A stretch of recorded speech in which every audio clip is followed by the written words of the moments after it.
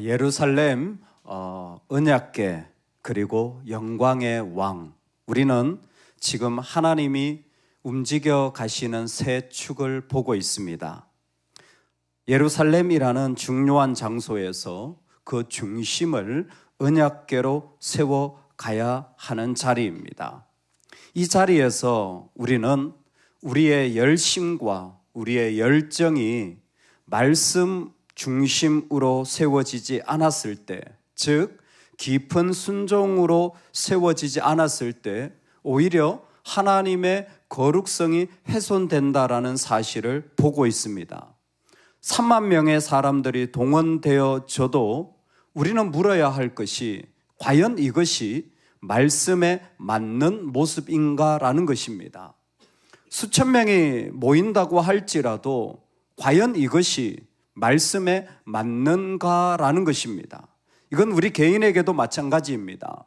내가 생각하고 느끼는 것이 말씀에 맞는가 여러분 살펴보아야 합니다. 우리의 우울한 감정, 우리의 싫은 마음, 우리의 어떠한 미움의 감정, 여러분 어떤 정죄하는 일들, 여러분 상식적인 기준들 하나님 앞에 다시 한번 세워지기를 소망합니다. 그것은 모두 말씀으로 걸러져야 하는 것입니다. 나곤의 타작마당에 이르러서는 소들이 띠므로 웃사가 손을 들어 하나님의 궤를 붙들었더니 정말 하나님께서 다윗에게 그 중심이 무엇인지를 보여주고자 타작마당에 이르게 하십니다. 룻기에도 그랬지만 이곳은 단순히 곡식을 까부는 장소가 아니라 구별과 드러남의 공간입니다. 하나님의 뜻과 인간의 방식이 충돌하는 장소, 그곳에서는 세상의 것들과 하나님의 것이 만나져서 과연 어떤 것이 정말 드러나야 되는지를 보여주는데, 나곤의 타작마당에 웃사는 손을 들어 붙드는 자리가 생기게 됩니다. 하나님을 붙잡은 거죠. 하나님을 붙잡는 것은 대단히 아름다운 모습입니다. 그런데 하나님을 붙잡는 순간 인간에게 일어나는, 하나님께 붙잡혀서 복을 받는 순간 인간에게 일어나는 일이 무엇이냐면 인간이 하나님을 통제하려고 한다는 것입니다. 손을 들어 붙들었더니 라는 것은 그 법궤가 움직일 때에 웃사가 자기도 모르게 언급결에 갖다 댄 일일 수도 있습니다. 정말 좋은 선의입니다. 도덕적으로 아무 잘못이 되지 않고 도와주려고 했습니다. 여러분, 도와준다고 다 잘한 것이 아닙니다. 선의로 했다고 다 잘한 것이 아닙니다. 그것이 하나님을 통제하려, 즉 하나님조차 내가 움직여야 된다라는 무서운 방식이 될 수도 있습니다. 아무런 도덕적인 문제가 없지만 그 순간 그에게 일어난 일은 하나님이 간과되어진 것입니다. 민수기 4장 15절에 법궤를 만지지 말라 죽을까 하노라. 하나님의 분명한 말씀이 있는 장면을 우리에게 보여주는 것은 우리도 참 좋은 마음으로 했다고 해서 잘한 것이 아닙니다. 과연 그곳에 하나님이 계셨고 하나님께 한지를 살펴봐야 합니다.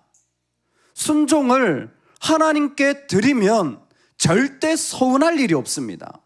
그런데 하나님께 드리지 않으면 하고 나서 서운하고 허전하고 원망이 되고 상처가 되는 거예요. 그건 그가 잘못한 것이 아니라 나의 선의와 순종이 하나님께 드려지지 않았기 때문입니다. 웃사는 정말 언급결에 인간적인 마음으로 법궤를 도우려고 했지만 여호와 하나님이 웃사를 치시니 그가 거기 하나님 앞에서 죽으니라. 여러분, 이거는 죽을 만큼 잘못했다라는 거예요. 뭐가? 선의가 도움을 주려고 했는데 그 순간 하나님이 없다면, 하나님이 빠져 있다면 죽을 만큼 잘못했다라는 것입니다. 우리는 여기에서 충격적인 모습을 보게 되어집니다.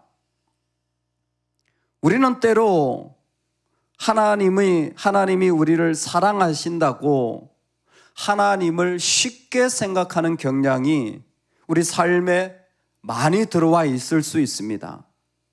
오늘 이 실패의 원인이 바로 여기에 있습니다. 하나님을 쉽게 생각하는 것입니다. 언제든지 내가 나아갈 수 있고 언제든지 나를 사랑해 주는 분이기 때문에 까짓것 내가 그렇게까지 기도하지 않고 그렇게까지 간절하지 않아도 된다는 마음을 가질 수 있습니다. 여러분 주의하십시오. 하나님이 사랑하신다고 그분의 인격조차 쉽게 생각해서는 안 되는 것입니다.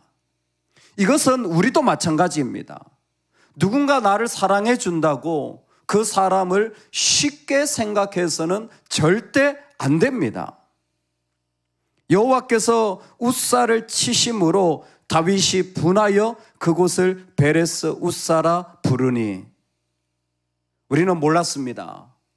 3만 명이나 있을 때 정말 대단한 줄 알았어요. 그런데 이 장면에 오니까 다윗의 실체가 드러나는 거죠. 뭡니까? 분노하여 이르되. 다윗이 분하여, 다윗이 화가 가득한 거예요. 여러분, 하나님을 순종했다면 화가 날 일이 없습니다. 할렐루야. 하나님이 계시다면 화가 날 일이 없어요. 근데 이게 화가 난 거예요. 왜 화가 났을까요?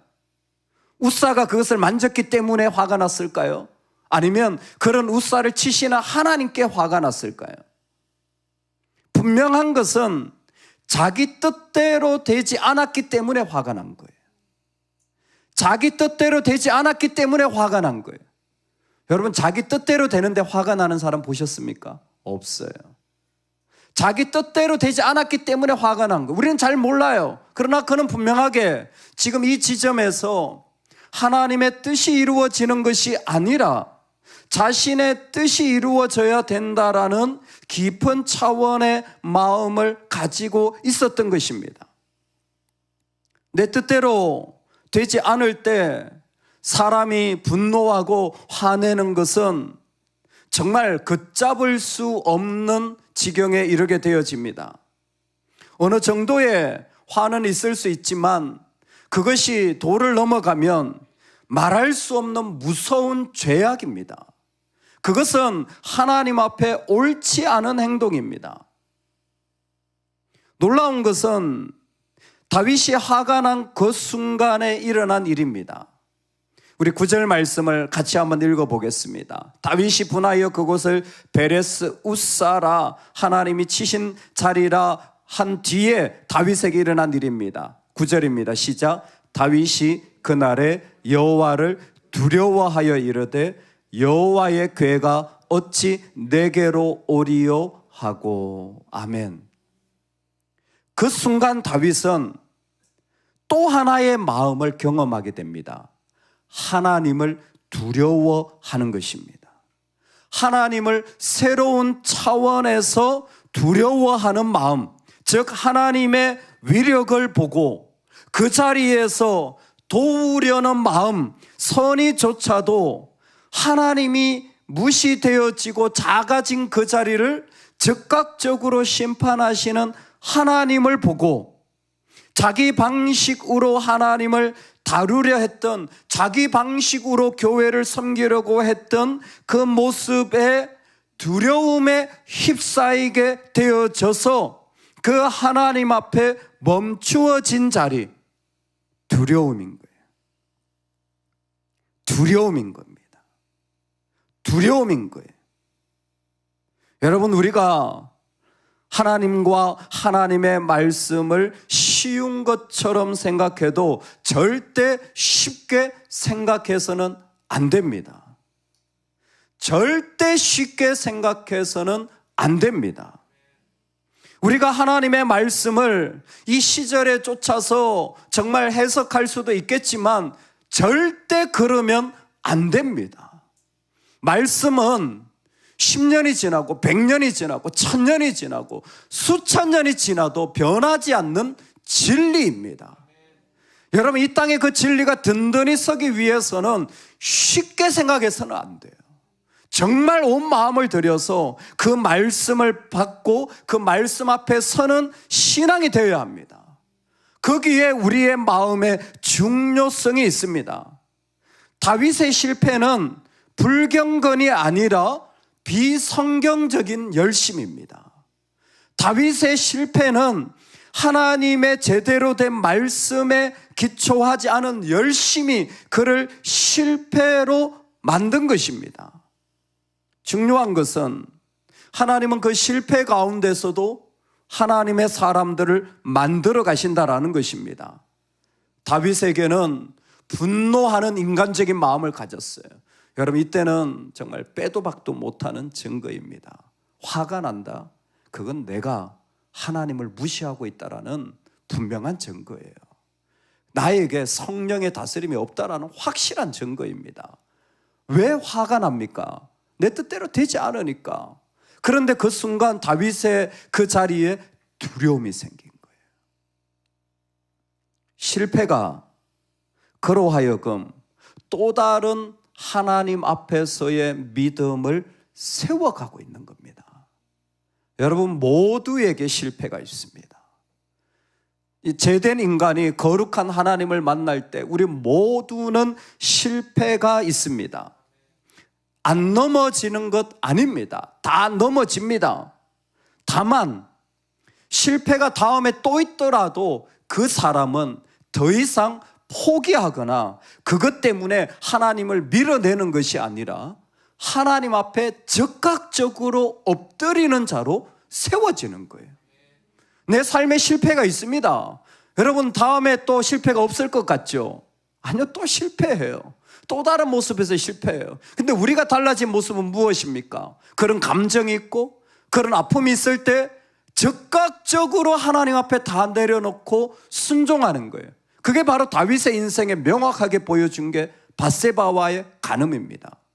그때는 다윗이 왕권을 확실하게 가지고 있을 때였어요. 다윗만 원하면 얼마든지 핑계대고 숨길 수 있습니다. 얼마든지 내 힘으로 다 할 수 있어요. 그런데 다윗은 그렇게 하지 않고 적극적으로 하나님 앞에 나단의 책망 가운데서 엎드리고 회개하는 거예요. 그게 달라진 겁니다. 왜요? 하나님 두려워서. 여기서 배운 거예요. 하나님 두려워서.